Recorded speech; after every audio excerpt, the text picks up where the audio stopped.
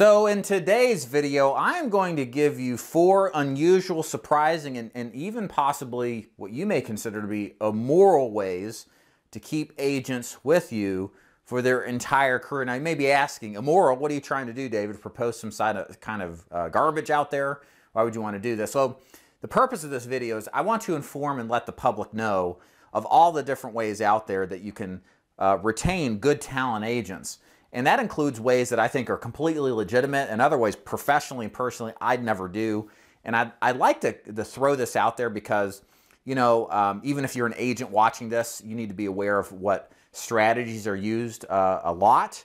And also as an agency owner, you've got to make your decision on the different options that are out there. A lot of these I professionally and personally wouldn't do, but there are a lot of agencies that are using this and they've got their reasons and their justifications, and some of them are legitimate. So because I'm interested in thoroughness and full disclosure, my plan here is to totally go over everything I've ever learned as a strategy to retain agents and to retain their capability to keep them, whether that's good, bad, or ugly. My name is David DeFord. I own Insurance Agency Builders. My content here is designed to help you understand how to be successful in the insurance agency business. I've been building since 2013 in the senior market, predominantly through final expense. I don't have anything to sell you. I don't recruit insurance agency owners. The only interest I have is basically sharing information that I've learned to pay it forward so you can avoid the mistakes I've made, but also amplify and exponentially increase the successes I did so that you more quickly make more money building, because it is one of the best opportunities, I believe, that is out there for the ambitious person. Okay, so again, preface, warning, you know, Surgeon General's warning and all that stuff. Everything I'm about to describe to you today, I don't agree with, but in full disclosure, I think it's important that you have to see what options are out there to keep people on, whether it's in their best interest or not. Many times it's ultimately their decision, but I want to reveal these strategies to you because they're used in a lot of agencies, and you need to be aware of them because they could have a place depending on your total package offer and how you deal with the agent. So let's jump right in. So number one strategy, and you can, by the way, you can use all these strategies concurrently. You can use some of them, you can use all of them. It really doesn't matter. They're all independently exclusive of each other. So number one, and none is better than another. So the first one is give your agents a track to run on. So here's the thing that's really important. If all you're doing building an agency is offering a job and there's no way to ascend them through a process of growth, increasing their, not just their income, but their earning power, the percentage commission they earned, if there's not a way to increase their status among their peers, you're missing out on an opportunity to provide an agent a higher purpose than just simply put, getting a job selling insurance. So let's go over a couple of ways that you can do this. And that's not just in just perception as far as Ascension goes, but it's also offering long-term opportunities too. So at one level, it's a play to ego, arguably, to some extent. But on the other hand, it's a play to the long term, which if you have a talented agent, you need to have some kind of strategy, not just to retain the agent, as much of many people are concerned about, but also to keep them. And this is one strategy or a multitude of strategies to do that. So the first is the Ascension process. So when I say Ascension, we see this in a lot of business models, especially if you've bought coaching or you've bought some sort of consultation, typically like the Dan Kennedy model talks about. They start their buyers, which Dan Kennedy used to run a marketing consulting company till he retired. I think he sold out to ClickFunnels guy. Y'all know what I'm talking about. Anyways, here's how his self-proclaimed strategy worked. He would get people in on a free offer to maybe join their No BS newsletter. And through that process of joining the newsletter, you would then be presented with opportunities to upgrade your subscription, maybe to the gold package or the platinum package. You would also be offered opportunities at a discount for a limited time to join some sort of mastermind that would be exceptionally more expensive. And then from there, there's an exclusive mastermind opportunity or a one-on-one opportunity at an even higher price. And so the idea here was to get a volume of prospects in on the front door, and a minority of those that come in through the front door, they have the option to ascend to do more and more business with them over the long haul.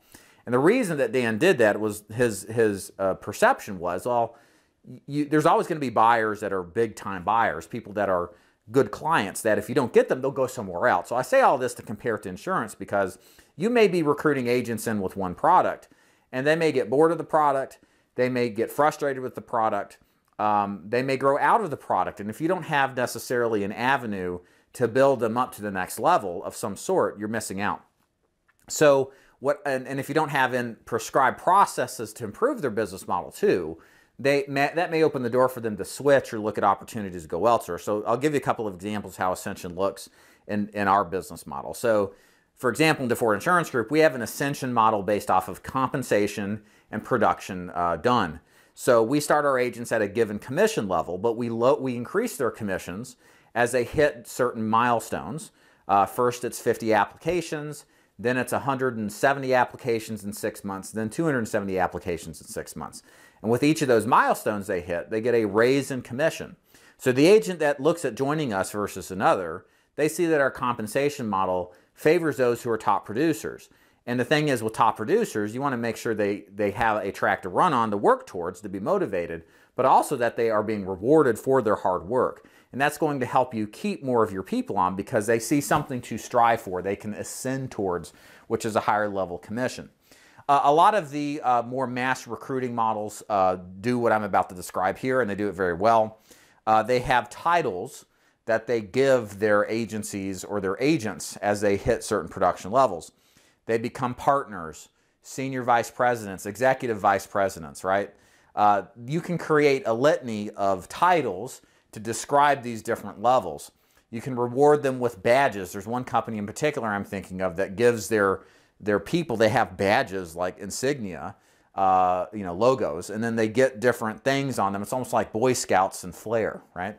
And you can laugh at this stuff, but people want status. They want to be shown as being in the pack at the higher level of the hierarchy. So this stuff, it plays to people's ego and status-seeking desires that every human being has to certain levels. And so this is a really good strategy to use to get people to feel like they are at a higher level than others and feel more significant. And again, you can poo-poo that and think it's silly and people are self-absorbed or have no self-esteem. I get it, but this is why this stuff exists, because it actually works with a lot of people. Another thing on here is competitive pressure. So one of the things you want to do is produce production reports. Production reports. Your best agents are highly competitive. Competitive against themselves, but in many cases competitive against others. Some people don't rise to the occasion until there is a threat. In this case, again, threat that they may not be in the top. And that motivates them more if they were just, as opposed if they were just on their own producing and trying to beat their own records. So I think publishing weekly, daily, monthly production and people sharing that and having that out there is going to get a lot of your people naturally motivated when they see and can compare themselves to others. The type A personalities that really want to fill your organization with, not the beta personalities, but the alpha personalities, they thrive on that kind of competitive pressure to rise to the next level. And if they don't get that, there's this doubt and lacking of what they're capable of doing, and they'll be attracted by those models that really play to that kind of stuff. You can also do rites of passage. So you can have processes put in place to where, you have a rite of passage where the agent has to do something in order to be a part of the team. We have something like that in our agency. It's like a hell week where they're really trained well, they're really pushed to the limit. We fire them if they don't follow through and all the homework we give them. There's a lot of expectation that goes on. And then what happens is if they don't do that, then we toss them, we fire them. And so the people that make it through the gauntlet week or the boot camp, they're a lot better agent. They feel really strongly about themselves and they're into an elite group of agents. And everybody respects each other that much more because we know that they're only here because they're legit. They're players. They're not fakers, if you will. Another way to do Ascension and in order to encourage retention of top talent is through a product ascension strategy. Now, we do this at DeFord Insurance Group to a certain extent. The strategy is very simple. A lot of agents are going to be presented other opportunities And a lot of agents in my business model are starting in the life insurance section because it's a good first-year commission, easier product to learn and get up and running with. The issue becomes if you are getting up and running and you're having some success, you're probably, in many cases, many agents don't want to do a first-year driven product opportunity for forever. They're also interested potentially in building a passive income model too as well. And this is where Medicare comes in as well as ACA insurance. The idea is very simple. When an agent is done well, they're presented with the opportunity to go into and sell these products to tag on to their life insurance sale. So what this does, giving them that track to run on, is a long-term propensity of, hey, I can sell other products to build a passive income model. So I'm not just making money, I'm making money without necessarily have to work longer term because I have a group of prospects and clients, really a group of clients that continually pay me for life as long as I take care of them, right? And so this provides a longer term vision and removes from the more like the job-like thing to more of a career opportunity. Now, a lot of companies do it differently, where they encourage their agents to build agencies. That's another product ascension strategy, or an ascension strategy, not so much product, but duplication strategy, but keeps them glued into the business model, keeps them successful, and keeps them in lane for a track to run on so they can get some kind of success. Okay, so the second one, this is where this is where some of this stuff becomes a little bit of issue with some. But again, y'all already gave you the warning on this, so let's just jump right in. So the second strategy to keep good agents, the first was kind of like more volitional, meaning they choose to keep working with you because they see an opportunity with you. The other strategy is to apply what we call golden handcuffs. This is where you force their hand through contractual provisions that working with you is the better longer-term opportunity than if they think that they can better their deal on their own. And so all companies to some extent use some of this stuff, not every single one, but I've seen a lot of companies will use these. And the whole purpose of this is to basically legally force somebody to still stay with you, even if they're not happy, if they don't like where they're going, because the cost of leaving outweighs the upside in going solo or switching things up. In other words, golden handcuffs. So let's go through some of these provisions here that I've seen most common. The most common is probably restriction of vesting. So what is vesting? If you're new to this, it's the ownership of your book of business. You can recruit agents with some agencies that won't let you own your book of business for 2 years, 3 years. There's the big companies I know of right off the top of my head. And there's one in particular that takes 10 full years before the agent is vested in it, increases at a rate of 10% additional each year. So 10, 20, 30, 40, 50, and beyond. So what is the psychological outcome of this? So first of all, if an agent gets started and they don't know anything about the business, like a lot of these people recruit, and they find out about the business, maybe that it isn't what they thought it would be, or maybe they think they could do better on their own, they're looking for ways to level up.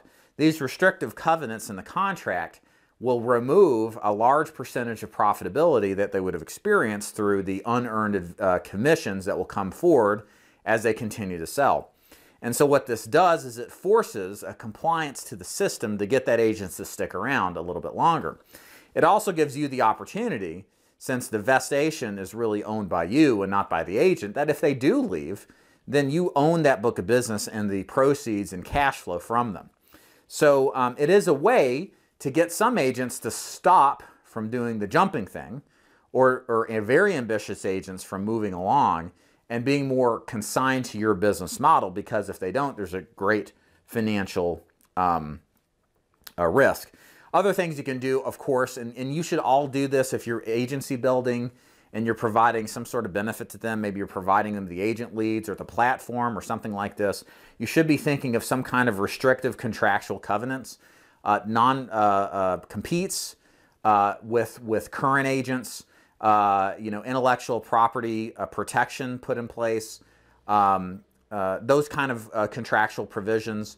What you don't want to do, and one of the biggest risks that you have in building, is somebody who is building under you that has a large group or has a lot of production or something like that, leaving you because so much of your revenue was derived from that particular agency, and they can freely leave you. Whereas if you provided the ability for them to build, through whatever you provided them, whatever value stack that you gave them, your business model is really at risk.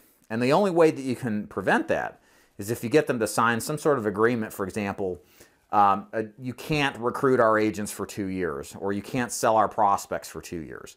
Some sort of contractual covenant that if the agent thinks that moving on is the better outcome, your backside is protected. And you really need this for the long haul. Again, my personal opinion, if you've got a agency you may end up one day wanting to sell, and there's no contractual provisions preventing an agency manager downline moving and taking a bunch of agents, how much of a business is it, right? So you got to keep that stuff in mind. There's a very well-known IMO, 3-letter IMO in the life insurance space, where one of their downline legs left, took 1,500 agents. It was a big, you know what? And they eventually went out of business, I think, because of chargebacks and probably the lawsuits that came from it. And really cost, temporarily, it was a big frustration for the IMO. Funnily enough, the way that IMO came into play was that owner basically did the same thing. Left in 2013 or 14, had a huge lawsuit lobbied against him from the owner of the other IMO.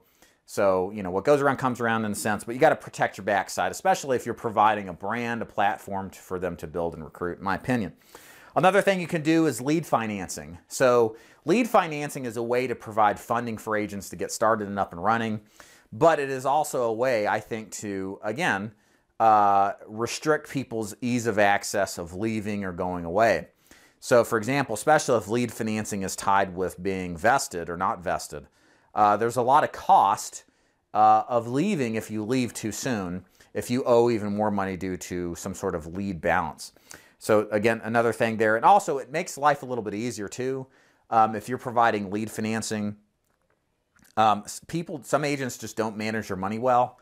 And if you're fronting their money on the front end for leads, and they really haven't had training to manage their own money, and many agents flat out fail when they leave that system to where they don't pay for the leads until they make sales, and it comes out of the commission that's generated. So having lead financing in a way just makes the business easier, right? You front the money from their pocket, your pocket, as opposed to the agent's pocket, and taking that away and then them fronting the money on their own. Completely different skill set. And a lot of people flounder at that. And so having that financing in place makes the business easier and keeps people. Last thing here is team building too as well. Again, the more people you can get into agency building, you could arguably say it makes it harder to leave. You can put these restrictive covenants in. They're making a lot of money. Again, people who are doing really well financially, even if everything isn't perfect, the likelihood of them leaving and taking a huge pay cut is next to nothing. People will withstand and endure a lot if it means that they get paid well. So having more success in some ways, again, people, you know, they sell out in a sense, right? And so having them do something like that is, again, another strategy to keep them. Okay. Now, number 3 here is the obvious strategy to keep your long-term people successful and the talent on for as long as possible. And that's treat them like you would want to be treated, the golden rule. This is what I do in my agency. I tell it like it is. I let people know exactly what our expectations are up front. It's very, very rare that I get somebody I've recruited on that says, Dave, this is nothing like I expected. This is very frustrating. I felt like I've just been lied to. I don't want any of this stuff. I'm gone, whatever, right? And people leave with chargeback debt or whatever debt, right? Like, we get chargebacks, but we don't get a lot of agents that come in and they go through this whole process of just like, this is terrible. It's because our recruiting policy is very direct and the expectations are laid out. And I keep people long-term because ultimately what agents realize, I believe, agency owners too, is that this is a business model based off of trust, first and foremost. Commissions matter, leads matter, all that stuff matters. But if you've been around long enough, you probably know how to do business like that. And the real critical element to your success is finding somebody to work with that you trust, that won't stab you in the back, that won't steal from you, that won't take your downlines, that won't abuse you. You need people like that in your life. That's what I've discovered. I've been with the same upline since 2015. But prior to that, I had jumped around like 3 times, I think, between 3 different IMOs, and I was a jumper. But then it dawned on me, if I'm supposed to build an agency that, you know, I want people to trust me and to help them, I need to be able to exhibit the same behavior patterns too, of consistency and having a relationship. And no relationship's ever going to be perfect, but it can be good enough. And that's kind of how it is with us. Everything's not perfect with my IMO that I partner with some of my most of my contracts, but it's way better than the devil I don't know, right? So do what you say what you mean, follow through on your expectations. Don't waffle on that stuff. Be completely predictable, as W. Clement Stone said. That's what you want to be, because that will harness those agents and help you keep them, because you just don't get that all the time in this business. There's so much drama and BS that's unnecessary, driven by egos and people's perceptions of a distorted reality, that having somebody who's stable and consistent, that does what they say they're going to do, is a huge value proposition. And that's what I try to do with my agents and my people in my business. And the last one here is almost an extension of an Ascension strategy. And it's realizing that this is not a job that you're recruiting to, but a higher calling. So the best thing I could recommend to you, one book I would absolutely recommend any agency builder to read, is Coach by A.L. Williams. You guys should know A.L. Williams, recruited hundreds of thousands of agents through the 70s and 80s. I don't think any team has gotten as big as his. I think he had 290,000 people at the end of the 1980s before he sold out to Primerica and made out like a bandit. And I mean that in a good way. And one of the things he used to say all the time is, like, he led his people on a crusade. So what's a crusade? Well, it's a holy thing, right? So it reaches a spiritual thing, and it's conquering the, pagans or the Muslims or the enemy, right? So he used this verbiage in his presentations, his talks, his communications with his agents, because this was more than just selling a policy, a term policy. This was defeating the evil people at that sell this trash value whole life plan, as he used to call it, and the DOI cronies that protect them. His words, in so many words.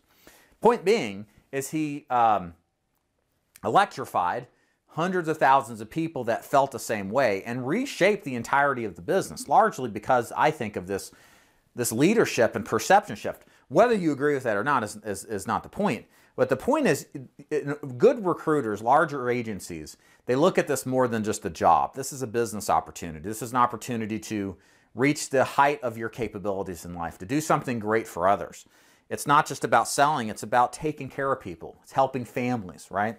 And so infusing that kind of talk in what you do will help those people who maybe come into this to make money realize that there's more to it and there's a significance and meaning out of it.